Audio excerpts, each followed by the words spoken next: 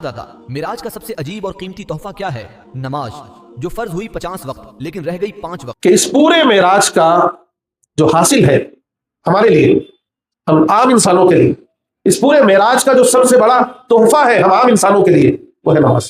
یعنی رسول اللہ صلی اللہ علیہ وسلم معراج کر کے آئے، تم بھی معراج کرنا چاہتے ہو تو اللہ تعالیٰ نے اس کے لیے ایک طریقہ، ایک راستہ بتا دیا، اور وہ ہے نماز۔ اب اتنا بڑا تحفہ کہ آپ غور کریں، روزے زمین پر فرض ہوئے، زکوٰۃ زمین پر فرض ہوئے، حج زمین پر فرض ہوئے، نماز فرض ہونے کے لیے آپ کو عرش معلیٰ پر بلایا گیا۔ 50 نمازیں فرض ہوئی، رسول اللہ صلی اللہ علیہ وسلم نے درخواست کر کے 5 نمازیں کروائی۔ آج ہے 5 نمازیں، لیکن ثواب کتنا ہے، اجر کتنا ہے؟ 50 نمازوں کا ہے۔ تو اب مجھے اور آپ کو بتائیے کہ اسے کتنی عزیز ہونی چاہیے یہ نماز، ہمیں کتنی اہمیت ہونی چاہیے ہمیں ہمارے اس نماز کے لیے۔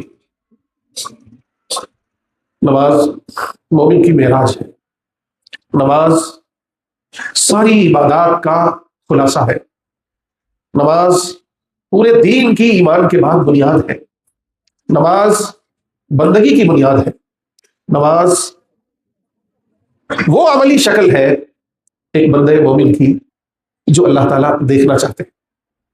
یعنی آپ کو کسی کو دکھانا ہو کہ ایک بندے مومن کی زندگی کیا ہونی چاہیے، اللہ کیسی زندگی چاہتے ہیں، تو آپ کو نماز کے علاوہ کوئی اور چیز نہیں مل سکتی۔ نماز چاہے وہ 10 منٹ کی ہو، چاہے وہ آدھے گھنٹے کی ہو، چاہے وہ 5 منٹ کی ہو، وہ جو ٹائمنگ ہے نماز کی، وہ جو نماز کی کیفیات ہے، وہی اصل مومنانہ زندگی۔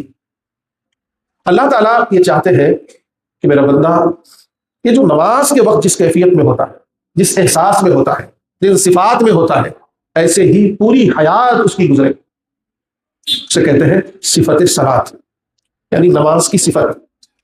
آپ غور کریں، جب آپ اللہ اکبر کہہ کے نیت باندھتے ہیں، دنیا و ما فیہا سے کٹ جاتے ہیں، صرف اللہ کے سامنے ہوتے ہیں، آپ بس وہی عمل کرتے ہیں جس کا حکم اللہ تعالیٰ نے دیا۔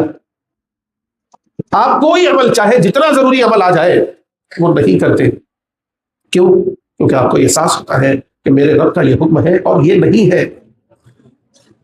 اسی کا نام بندگی ہے کہ میرے رب کا جو حکم ہے وہ میں کرنے والا بن جاؤں، اور جن چیزوں سے روکا ہے میرے رب نے، رب سے روکنے والا بن جاؤں۔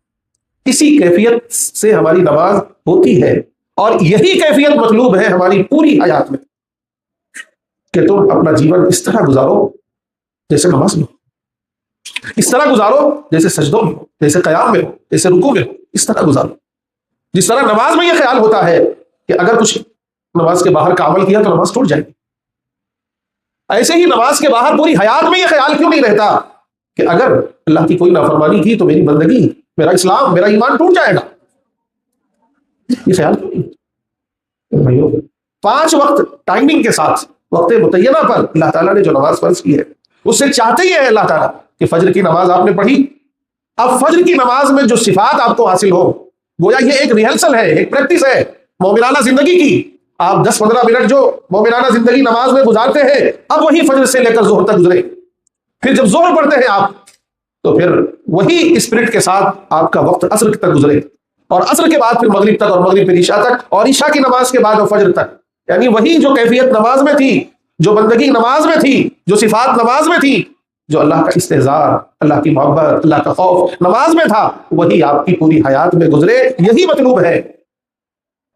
اسی لیے نماز چھوڑنے پر بڑی وعید ہے۔